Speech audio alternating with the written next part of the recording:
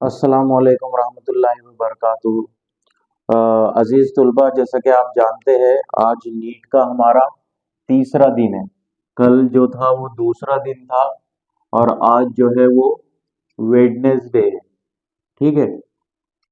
जैसा कि आप सब जानते हैं, हम नीट की क्लास कर रहे हैं बायोलॉजी की, और उम्मीद है आप सब लोग रिपीट कर रहे होंगे। जो भी लेक्चर्स डाले जा रहे हैं, ऑनलाइन क्लासेस डाली जा रही है, तो आप लोग उसको देख रहे होंगे और राइटिंग वर्क भी पूरा कर रहे होंगे, ऐसी मैं उम्मीद करता हूँ। और इंशाअल्लाह अल्लाह ताला आप सबको कामयाब करे।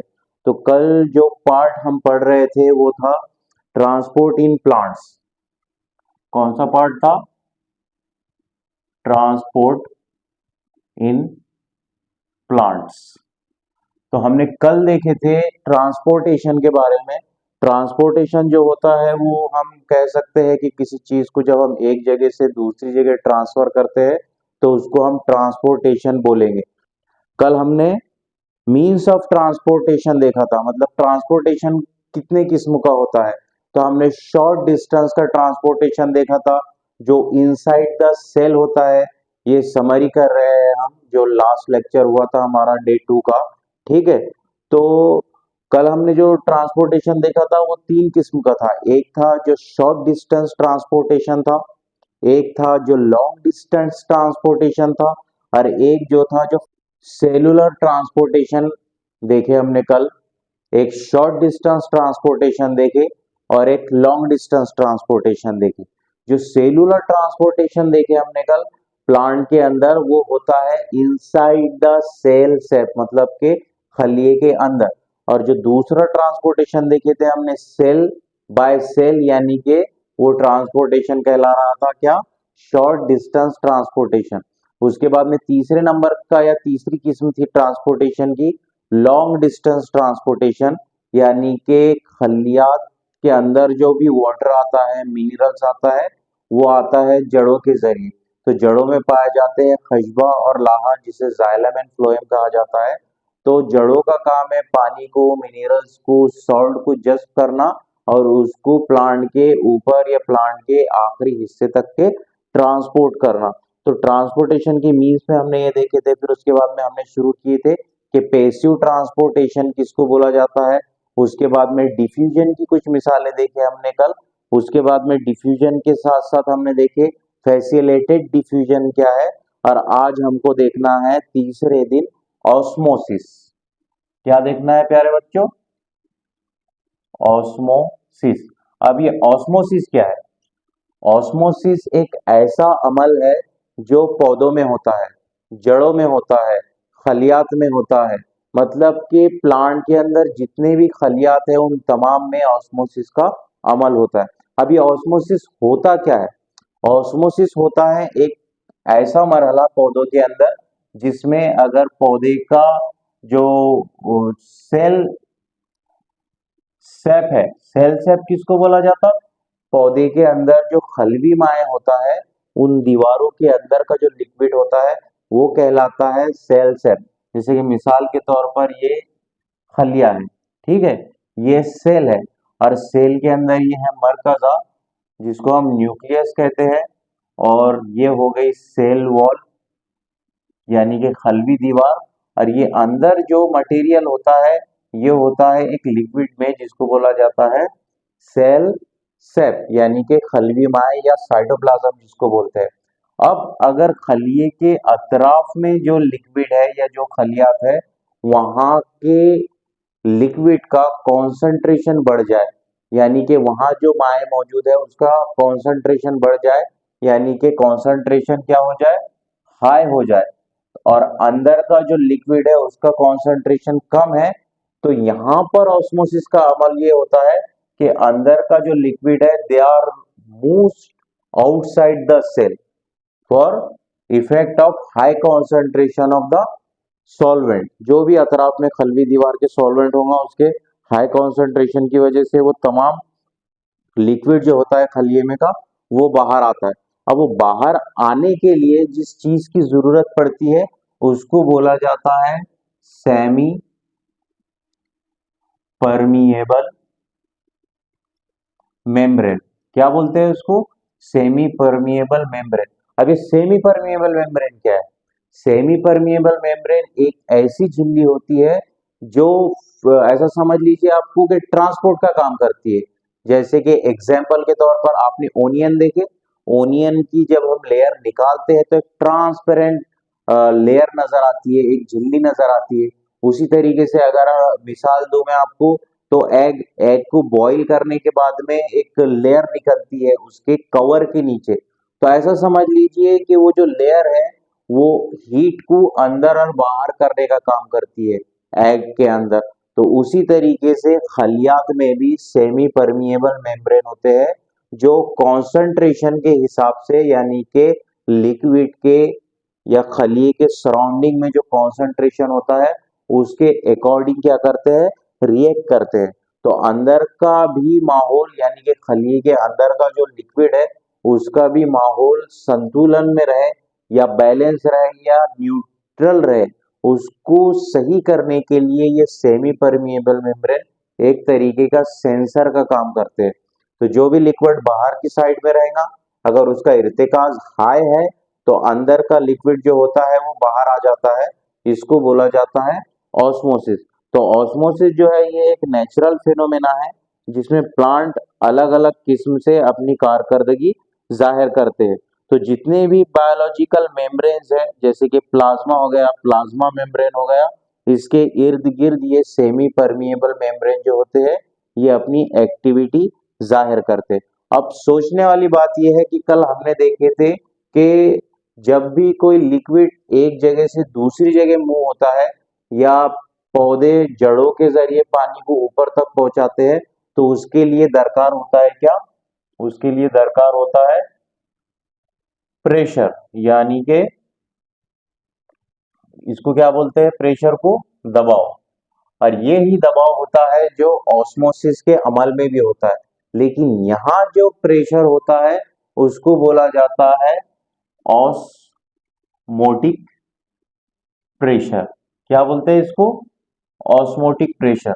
तो ये ऑस्मोटिक प्रेशर की वजह से ये सारा अमल अमल में आता है जो ऑस्मोसिस कहलाता है। तो ऑस्मोटिक प्रेशर एक इंपॉर्टेंट एस्पेक्ट है और ऑस्मोटिक प्रेशर को जाहिर किया जाता है ओ पी से, यानी कि O means osmotic and P means pressure. तो ऑस्मोटिक प्रेशर जो है ये एक फेनोमेना है जो वाटर के जरिए अमल में आता है और इस प्रेशर को ही लेकर वो जो सेमी परमिएबल मेम्ब्रेन होते हैं खलियात के अतराफ में, वो रिएक्ट करते हैं कि कितने अमाउंट को बाहर करना है। बाहर बाहर का जो सराउंडिंग का जो इर्तिकाज है अगर वो बढ़ जाए तो कितने अमाउंट को बाहर करना है, खलिए के बाहर लेकर आना है। और अगर अंदर का क्या बोलेंगे उसको, इनसाइड द सेल अगर इर्तिकाज बढ़ जाए तो उस टाइम में कितने अमाउंट में बाहर से न्यूट्रल सॉल्यूशन को अंदर लेकर आना है। इसके अलावा ऑस्मोटिक जो प्रेशर होता है ये कभी हाई भी होता है और कभी लो भी होता है। हाई कब होता है? जब ज्यादा कॉन्सेंट्रेशन हो लिक्विड का, और लो कब होता है? जब कम प्रेशर हो लिक्विड का। तो according to the concentration of higher level of the solvent and according to the lower level of the solvent, यानी कि कॉन्सेंट्रेशन की लेवल जैसी रहेगी ऑस्मोटिक प्रेशर उस तरीके से काम करेगा। तो ये जो ऑस्मोसिस है दुनिया में एक ऐसा प्लांट है जिसका साइंटिफिक नेम है आर्टिप्लेक्स। साइंटिफिक नेम क्या है उसका? आर्टिप्लेक्स। तो ये आर्टिप्लेक्स जनरेशन का या आर्टिप्लेक्स जीनस का जो पौधा है दुनिया में सबसे ज्यादा उसी के अंदर क्या किया गया, ऑस्मोटिक प्रेशर को रिकॉर्ड किया गया। मतलब दूसरे पौधों से ज्यादा इस पौधे के अंदर ऑस्मोटिक प्रेशर क्या होता है, क्रिएट होता है। और ये जो पौधा है आर्टिप्लेक्स, आर्टिप्लेक्स एक जीरोफाइटिक प्लांट है। कौन सा प्लांट है? Xerophytic plant. तो जीरोफाइटिक प्लांट किसको बोलते हैं? इसके पहले भी आपको बताया था मैंने कि जीरोफाइटिक प्लांट वो प्लांट होते हैं जो कम पानी के एरिया में आसानी से अपने आप को जिंदा रख पाते हैं। या ऐसा समझ लीजिए आप कि नॉर्मली ऐसे पौधे जो रेगिस्तान में पाए जाते हैं, आप उनको जीरोफाइटिक प्लांट बोल सकते हैं। तो ये जो आर्टिप्लेक्स पौधा है, इसके अंदर दुनिया में सबसे ज्यादा यानी कि सबसे ज्यादा ऑस्मोटिक प्रेशर जो है वो रिकॉर्ड किया गया। इसके अलावा osmosis is a very important for plant. जैसे कि इसके पहले भी मैंने आपको बताया कि जो ऑस्मोसिस है ये पौधों के लिए एक अहम जुज है या एक अहम प्रोसेस है, जिसके जरिए पौधे जो होते हैं वो रिस्पॉन्सिबल होते हैं अपने लाइफ को बढ़ाने के लिए। ऑस्मोसिस एक किस्म का एब्जॉर्प्शन वाला प्रेशर क्रिएट करता है। मतलब जड़ें जितने तादाद में पानी को जज्ब करेंगी, वो पानी ऊपर आएगा, पानी प्रेशर के जरिए ऊपर आएगा तो वो रूट प्रेशर कहलाएगा। लेकिन जब वो सेल में पहुंचेगा तो वो सेल सेप कहलाएगा, यानी कि साइटोप्लाज्म कहलाएगा, जिसके अंदर दूसरे ऑर्गेनल्स होंगे। और अतराफ का जो भी सराउंडिंग का खलिए के जो भी नेचर होगा वो तय करेगा वो लिक्विड, कॉन्सेंट्रेट, इर्तिकाज कम या ज्यादा हो सकता है, और उसी हिसाब से अंदर का पूरा सिस्टम मेंटेन रहता है। कम कंसंट्रेशन है तो लिक्विड अपने आप को न्यूट्रल रखते हैं, लेकिन अगर सराउंडिंग का ज्यादा प्रेशर हो जाए या ज्यादा कंसंट्रेशन हो जाए तो फिर वो सेल सेप से बाहर आता है, और इसके लिए जिम्मेदार होते हैं semi permeable membrane. The net amount of water via osmosis depend on the solution surrounding the cell। जैसे कि इसके पहले भी बताया मैंने आपको कि ये पूरा प्रोसेस डिपेंड किस चीज के ऊपर करता है, सॉल्वेंट। जो सॉल्वेंट आउटसाइड द सेल है, अगर उसका कॉन्सेंट्रेशन सही है तो सेल सेप का लिक्विड जो है वो सही काम करेगा, बाहर नहीं आएगा। लेकिन सराउंडिंग का सॉल्वेंट उसका कॉन्सेंट्रेशन या उसका इर्तिकाज बढ़ जाए तो उसका असर होगा अंदर, और इस नतीजे में ये सेल से जब लिक्विड बाहर आ जाएगा तो इसका बैड इफेक्ट पड़ेगा सेल के ऊपर, यानी कि खलियात जो होंगे वो फिर सुकड़ना शुरू हो जाएंगे।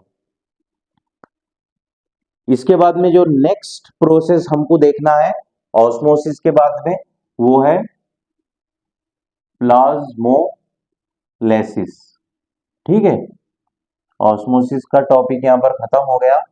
अब हमको जो देखना है वो क्या है, प्लाज्मोलाइसिस है।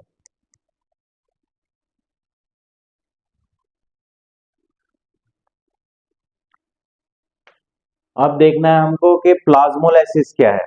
तो प्लाज्मोलाइसिस एक ऐसा प्रोसेस है जिसमें एक सिंगल सेल को जब किसी हाइपरटोनिक सॉल्यूशन में डाला जाता है। हाइपरटोनिक सॉल्यूशन का एक अपन एक काम करते पहले हम जो है ना सॉल्वेंट के बारे में समझ लेते हैं। सॉल्वेंट, ठीक है। तो सॉल्वेंट में प्लाज्मोलाइसिस के अंदर जो सॉल्वेंट इस्तेमाल किए जाते, प्लाज्मोलाइसिस जो है एक किस्म का प्रैक्टिकल है। प्लाज्मोलाइसिस में जो किस सॉल्वेंट इस्तेमाल किए जाते, आमतौर पे उसमें दो किस्म के सॉल्वेंट रहते, एक हाइपरटोनिक सॉल्यूशन और दूसरा हाइपोटोनिक सॉल्यूशन, ठीक है। और एक रहता कुदरती तौर पे आइसोटोनिक सॉल्यूशन। अब ये हाइपरटोनिक का मतलब क्या होता, हाइपर का मतलब क्या होता, ज्यादा। बोलते नहीं क्या को एकदम कुछ बोल दिए उसको तो हाइपर हो जाता, तो हाइपर का मतलब क्या होता, ज्यादा। टॉनिक सॉल्यूशन यानी कि ऐसा सॉल्यूशन जिसका कॉन्सेंट्रेशन ज्यादा हो या इसका इर्तिकाज ज्यादा हो, उसको हाइपरटोनिक सॉल्यूशन बोलते हैं। हाइपोटोनिक सॉल्यूशन यानी कि ऐसा सॉल्वेंट जिसका कॉन्सेंट्रेशन लो हो, या ऐसा समझ लो कि ऐसा सॉल्यूशन जिसका इर्तिकाज जो है या कुव्वत जो है वो हाइपरटोनिक सॉल्यूशन से कम हो। और आइसोटोनिक सॉल्यूशन वो सॉल्यूशन होता है जो ऑलरेडी सेल सेप में होता है, यानी कि खलिए के अंदर होता है। अब ये जो है प्लाज्मोलाइसिस एक किस्म का प्रैक्टिकल है जिसके जरिए हम समझ सकते हैं कि पौधों में ऑस्मोसिस कैसे होता है। ठीक है, तो ये समझने के लिए एक क्या बोलेंगे उसको, एक तरीके से समझते हैं हम कि जब एक सिंगल सेल को हाइपरटोनिक सॉल्यूशन में डाला जाता है, ऐसा समझ लिया आप कि ये एक सिंगल सेल है, ठीक है। और इस सिंगल सेल के अंदर है पूरा खलबीमा है। अब इसको किसी भी लीफ से निकाल के अगर हम ऐसी जगह पे डाल दिए, ऐसे सॉल्वेंट के अंदर डाल दिए जिसके अंदर हाइपरटोनिक सॉल्यूशन है, तो क्या होगा, ये खली के अंदर जितना भी खलवी माए हैं बाहर के ज्यादा इर्तिकास की वजह से खलिए के बाहर निकल जाएगा। तो ये जो अमल कहलाता है इसको बोला जाता है प्लाज्मोलाइसिस, यानी कि ये प्रोसेस प्लाज्मोलाइसिस का प्रोसेस, जिसमें खलवी माए खलिए के बाहर आउट हो जाता है हाइपरटोनिक सॉल्यूशन के इर्तिकास की वजह से या कॉन्सेंट्रेशन की वजह से। दूसरा, अगर इस सेल को जिसके अंदर प्लाज्मोलाइसिस हुआ इसको हम निकालकर अगर हाइपरटोनिक सॉल्यूशन के अंदर डालें, यानी कि वो सॉल्वेंट जिसकी कुव्वत हाइपरटोनिक सॉल्यूशन से कम है, तो क्या होगा, वो जितना भी खलवी माए खलिए के बाहर निकला वो वापस अपनी जगह जाकर ले लेगा। तो ये दोनों भी प्रोसेस के अंदर एक डिफरेंस ये है कि पहले मरहले में खलिए के अंदर का खलवी माए बाहर मौजूद लिक्विड की वजह से बाहर आ जा रहा, जिसके नतीजे में जो खलिया होता है वो श्रिंक हो जाता है, यानी कि सेल जो है वो सिकुड़ जाता है। इस अमल को बोला जाता है श्रिंकिंग ऑफ सेल। इसके बाद में दूसरा, अगर जब इसका उलट करें, हाइपरटोनिक सॉल्यूशन के बजाय हाइपोटोनिक सॉल्यूशन का इस्तेमाल करें और वही खलवी माए जो बाहर निकला था वापस अपनी जगह जाता है, तो इस अमल को बोला जाता है स्वेलिंग, यानी कि खलवी दीवारों का फूलना और वापस जो खलिए से पानी बाहर आया था वो वापस खलवी माए अपनी जगह पर चला जाता है। अब जब माए से खलवी माए से जब वाटर बाहर निकलता है, जिसके नतीजे में वो खलवी माए जो होता है, वो जो साइटोप्लाज्म होता है वो एक जगह जाके सिकुड़ जाता है। क्या होता है? सिकुड़ जाता है। ये होता है हाइपरटोनिक सॉल्यूशन की वजह से। इसके बाद में अगर हम उसी सेल को हाइपोटोनिक सॉल्यूशन में डालें तो क्या होगा, जो खलवी माए बाहर आया था, जो साइटोप्लाज्म से लिक्विड बाहर आया था, वो वापस अपनी ओरिजिनल पोजीशन पर आ जाता है। इसको बोला जाता है स्वेलिंग का प्रोसेस।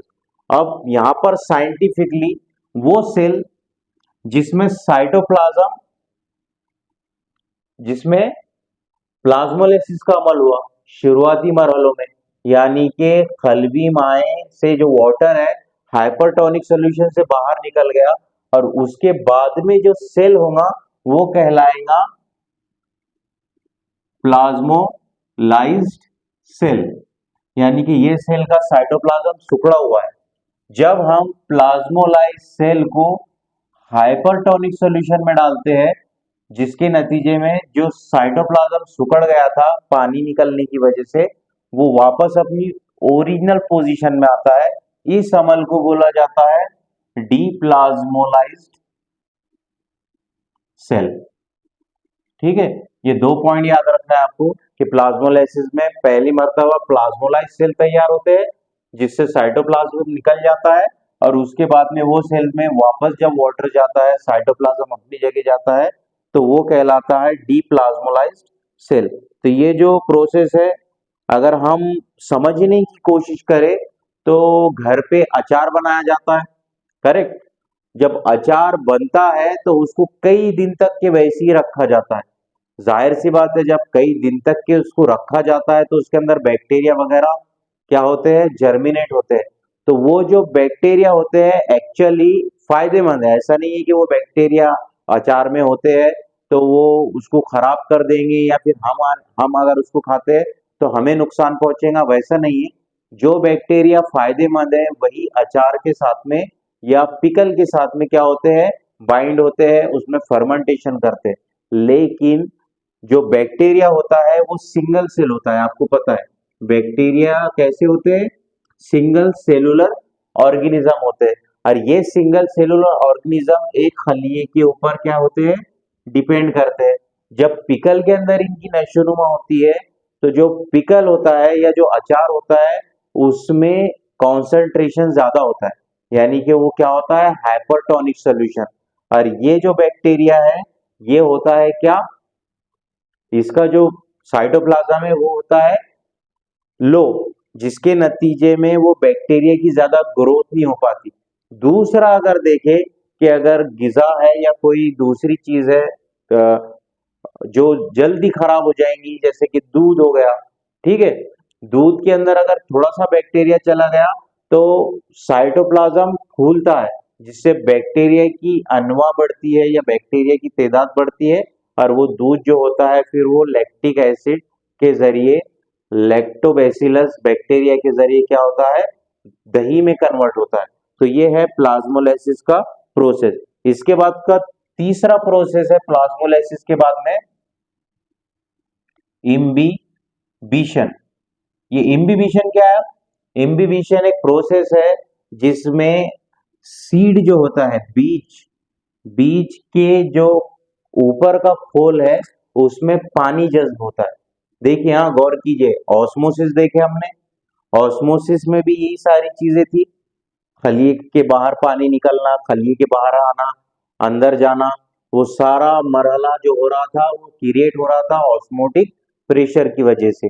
उसी चीज को अगर हम करके देखें एज ए प्लाज्मोलाइसिस तो पता चलता हमको कि अगर खलीए के अतराफ का कॉन्सेंट्रेशन बढ़ जाए तो ऐसी हालत में खलीए के अंदर का जो साइटोप्लाज्म है वो सिकुड़ जाता है। क्यों सिकुड़ता है? क्योंकि उसमें का जो माए होता है वो बाहर निकल जाता है, वाटर बाहर निकल जाता है हाई कॉन्सेंट्रेशन की वजह से, प्लाज्मोलाइज सेल में कन्वर्ट हो जाता है। उसी सेल को जब हम हाइपोटोनिक सॉल्यूशन के अंदर डाल के देखें तो पता चलता है कि जो प्लाज्मोलाइज सेल है उसका डीप्लाज्मोलाइज्ड हो गया, मतलब जितना भी साइटोप्लाज्म था वो जमा हुआ था एक जगह, सिकुड़ा था, वो वापस अपनी पोजीशन पे आ गया। उसी तरीके से अगर हम देखें आइसोटोनिक सॉल्यूशन के बारे में, तो आइसोटोनिक सॉल्यूशन के बारे में क्या है, जब खलीए के अतराफ का माहौल भी न्यूट्रल हो और अंदर का माहौल भी न्यूट्रल हो, तो ऐसी हालत में खलीए के ऊपर किसी भी किस्म का क्या नहीं पड़ता, प्रेशर नहीं पड़ता, या ऐसा समझ लीजिए आप कि उसके ऊपर कोई भी असर नहीं होता, वो अपनी नॉर्मल हालत में बाकी रहता। तो यहाँ पर भी एक प्रेशर काम कर रहा था, ऑस्मोटिक प्रेशर, जिसको ओपी बोले थे हमने। अब उसके बाद में देखना है हमको तीसरा जो तरीका है इस प्रेशर को समझने का या इस ट्रांसपोर्ट को समझने का, वो है इम्बिबिशन। इम्बिबिशन क्या है? Imbibition is a swelling of wooden doors. इसको मिसाल के जरिए समझते हैं इम्बिबिशन को। बारिश का मौसम रहता है, तो बारिश के मौसम में जब बारिश पड़ती है तो घर के खिड़की और दरवाजे जो होते हैं वो पहले से ज्यादा टाइट हो जाते हैं। टाइट से मुराद क्या? जैसे कि मिसाल के जरिए समझाते हैं आपको। ये यहाँ पर देखिए आप, ये मेरे घर का डोर है, ठीक है। नॉर्मल हालत में इसको मैं आसानी से लगा सकता हूँ और खोल सकता हूँ, लेकिन अभी फिलहाल में कुछ रोज बारिश हुई थी पीछे, तो पानी डोर पर पड़ा था, तो ये थोड़ा सा फूल गया। फूल गया मतलब क्या हो गया? स्वेल हो गया। तो स्वेल होने के नतीजे में आप ये कह सकते हैं कि इसके अंदर इम्बिबेशन हुआ। वैसी जो घर की विंडोज होती है, घर की खिड़कियां होती है, और वो अगर वुडन की है, वुडन की यानी कि लकड़ियों की है, वुड की है, तो वो फूलती है। फूलती क्यों है वो? क्योंकि उसके अंदर जाता है वाटर, और वाटर की वजह से वो होता है स्वेल, तो वो टाइटनेस आती है उसके अंदर स्वेलिंग होने की वजह से। तो वैसी अगर हम इम्बिबिशन की बात करें तो जो सीड होते हैं, जो बीज होते हैं, बीज के ऊपर का जो खोल होता है, जब वो पानी में पड़ता है या पानी उस सीड पर पड़ता है तो वो पानी अंदर जाता है, सीड के अंदर, इनसाइड द सीड एब्जॉर्ब होता है, और बदले में वो सीड क्या होता है, फूलता है, और उसके अंदर प्रोसेस होता है जर्मिनेशन का, और फिर हमको एक प्लांट की नशोनुमा देखने को मिलती है। तो ये जो इम्बिबिशन का प्रोसेस है, इसके अंदर जो स्टेप आती है उसको बोला जाता है एडजॉर्प्शन, यानी कि इसके अंदर पानी ऐड हो रहा, इसलिए इसको एडजॉर्प्शन बोला जाता है। The first step of imbibition is absorption. तो इम्बिबिशन की पहली जो स्टेप है वो क्या है? एब्जॉर्प्शन है। Imbibition is important for water absorption and germination of seed. तो ये इम्बिबिशन का जो प्रोसेस है कुदरती तौर पर पौधों के लिए एक अहम प्रोसेस है, जब तक के इम्बिबिशन नहीं होगा एक सीड एक नए प्लांट में कन्वर्ट नहीं होगा। मतलब के पौधों की जनरेशन को बढ़ाने के लिए इम्बिबिशन का होना निहायत जरूरी है। Maximum absorption of water takes place by root hair zone. अब हमको एक नया टॉपिक मिला यहाँ पर, रूट हेयर। अब ये रूट हेयर क्या रहते? ये जड़ें हैं जो पौधे की जमीन के अंदर होती है, ठीक है। फॉर एग्जाम्पल ये प्लांट का तना है, ये सरफेस है और ये जड़ें हैं। तो इन जड़ों के ऊपर ना बारीक बारीक हेयर्स होते हैं। अगर आपको कोई पौधा दिखे जमीन से निकला हुआ, निकालना नहीं घर पे जाके, हाँ, पौधों को, जो पौधे ऐसे दिखे आपको कि कमजोर है और उनके तने कुछ दिन के बाद में खराब हो जाएंगे, तो आप उनकी जड़ों को बाहर निकाल के देखेंगे ना, तो आपको दिखेगा कि जड़ों के ऊपर बारीक बारीक रेशम के जैसे ना हेयर लाइक सब्सटेंसेस नजर आ रहे, उसको बोला जाता है रूट हेयर। इसको उर्दू में बोलते हैं जड़ बाल। क्या बोला जाता है इसको? जड़ बाल। तो ये जो रूट हेयर होते, ये एब्जॉर्प्शन का काम करते, the increase of absorptive surface area of root. तो ये जो सरफेस होता है रूट का, जड़ों का, जिसपे वो बारीक बारीक हेयर होते हैं, उस सरफेस के ऊपर एब्जॉर्प्शन का मरहला होता है या इम्बिबिशन होता है, जिसके नतीजे में वो पानी जज्ब किया जाता है, मिनरल जज्ब किया जाता है और उसको प्लांट के ऊपर तक के पहुंचाया जाता है। इन कोनिफर्स, कोनिफर्स एक पौधे का नाम है, या ऐसा समझ लो कि एक जमात का नाम है पौधों की, कोनिफर्स। और ये कोनिफर्स जो है ये जुमरा जिम्नोस्पर्म से बिलोंग करते हैं, यानी कि खुल बीजा नबातात। तो खुल बीजा नबातात से बिलोंग करते कोनिफर्स के प्लांट। तो कोनिफर्स की अगर बात करें तो कोनिफर्स ऐसे पौधे हैं जिम्नोस्पर्म के जिसमें रूट हेयर ना टोटली absent रहते और poorly develop, and these are the associated of fungal hypha with root. और इसके अलावा और एक खुसूसियत ये है कोनिफर्स की, जो जिम्नोस्पर्म से बिलोंग करते, इनमें तो रूट हेयर नहीं रहते। ये जो रूट हेयर वन बीजा नबातात में होते हैं, ये खुल बीजा नबातात के कोनिफर्स से बिलोंग करने वाले जो प्लांट है उसमें नहीं होते। लेकिन फिर सोचने वाली बात है कि ये एब्जॉर्प्शन कैसा करते होंगे विदाउट रूट हेयर? तो इसके साथ में एसोसिएट होती है फंजाई, यानी कि कोनिफर्स की जड़ों के साथ में क्या बाइंड होती है? फफूंद बाइंड होती है, जिसको हम क्या बोलते? फंजाई बोलते। यही फंजाई क्या करती? वो जमीन से न्यूट्रिशन को जज्ब करके पौधे के हिस्से तक के पहुंचाती और पौधे को जिंदा रहने के काबिल बनाती। इसी तरीके से अगर हम बात करें वीट फ्लोर की, is a accompanied by the release of heat with due to the imbibition of water molecules by starch and cellulose। गेहूं के पौधे की बात अगर करें हम, गेहूं का बीज जो होता है सीड, अगर उसको हम पानी में डाल के रखें, है ना, क्या होगा? फूलेगा, पानी अंदर जाएगा, इसमें भी क्या हो रहा?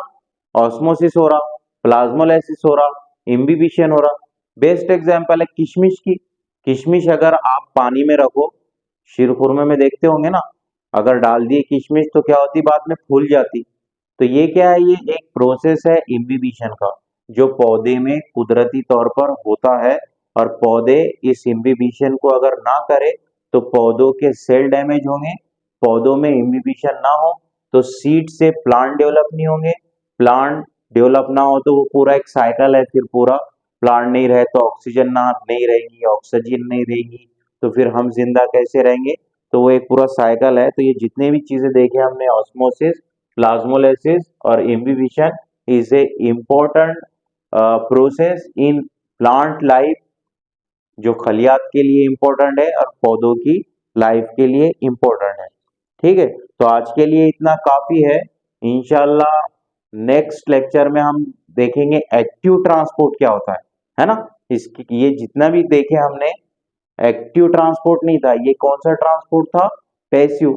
जैसे इंग्लिश में है ना एक्टिव वाइज, पैसिव वाइज, तो वैसी ही प्लांट के ट्रांसपोर्ट में हमने देखे क्या क्या देखे हमने? Passive transport. पहले पैसिव ट्रांसपोर्ट में देखे हमने ऑस्मोसिस, प्लाज्मोलाइसिस एंड इम्बिबिशन। अब इसके बाद देखना है हमको कि एक्टिव ट्रांसपोर्ट कैसे होता है। ठीक है, तो आप ये पूरी वीडियो को देखिए, दोबारा देखिए, अगर कुछ समझ में ना आए तो आप पूछ सकते हैं कमेंट में। और आपको मैं एक सलाह देना चाहूंगा कि अगर आप कुछ कहना चाहते हैं कमेंट में तो ना उसको टेक्निकली बताइए, कोई डिस्कस करने की जरूरत नहीं है। या आप कमेंट ना भी करें तो आप मुझे खुद भी बोल सकते हैं कि सर ये पॉइंट समझ में नहीं आया, इसको रिपीट करो या फिर से इस लेक्चर को लो। इंशाल्लाह कोशिश की जाएंगी आपके लेक्चर को लेने की। और एक बात ये कि लाइव क्लासेस तो होती है, लेकिन कभी कभार कुछ टेक्निकल इश्यू होता है, बहुत सारी चीजें तरफ में भी देखना पड़ता है, सारी तरफ मतलब हर चीज को मैनेज करना है, मेंटेन करना है ना? ये सारी चीजों को मेंटेन करना है, आपकी क्लास के लिए मेंटेन किया जा रहा। तो कभी कभार जैसे संडे हो गया, फ्राइडे हो गया, तो ऐसे दिनों में हम क्या करेंगे, लाइव क्लास के बजाय हम वीडियो बना के अपलोड करेंगे। मतलब कि आपको देखने में, स्किप करने में भी आसानी हो। और एक बात ये कि पूरा पूरा सुनेंगे आप लेक्चर को, पूरा पूरा देखेंगे तो आपको और ज्यादा समझने में आसानी होगी। तो ये हम जो देख रहे थे ट्रांसपोर्ट इन प्लांट, तो ट्रांसपोर्ट इन प्लांट में हमने क्या देखे, जो स्टेप देखे उसको आप फर्स्ट लेक्चर देखो, उसके बाद सेकंड लेक्चर देखो, और ये थर्ड लेक्चर है हमारा आज का, जिसमें हमने प्लाज्मोलाइसिस को और ऑस्मोसिस को एंड किए। इंशाल्लाह कल हम देखते कि एक्टिव ट्रांसपोर्ट क्या होता है। ठीक है, तो जब तक के लिए अल्लाह हाफिज।